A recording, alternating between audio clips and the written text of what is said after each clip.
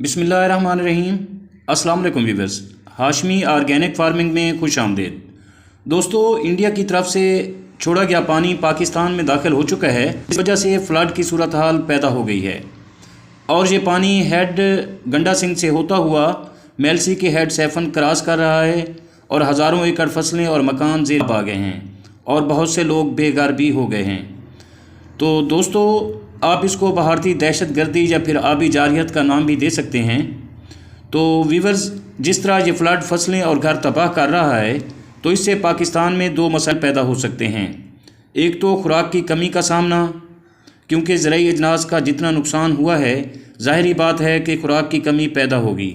और इसके अलावा जिन लोगों के घर बार डूब गए हैं, उनकी नई आबादकारी भी एक मसला बनेगा। लिहाजा ये दो मसाइल पैदा होंगे जिनके लिए हम सबको मिलजुल कर काम करना होगा।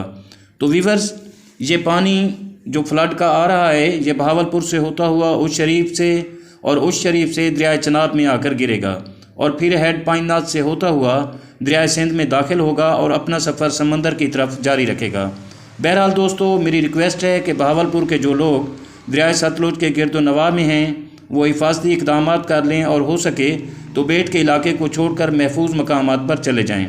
उस शरीफ और झांगड़ा के वो लोग जो दरिया सतलुज के किनारे या फिर कच्चे के इलाके में आबाद हैं, वो भी इलाके खाली करके महफूज मकामात की तरफ मुंतकिल हो जाएं, तो ये उनके लिए एक अच्छा ऑप्शन है। दोस्तों, दुआ गो हूँ कि अल्लाह पाक तमाम बहन भाई और मुसलमानों पर अपना ख़ास करम फरमाए। आमीन। जल्द मिलते हैं किसी अगली वीडियो में, तब तक अल्लाह हाफिज़।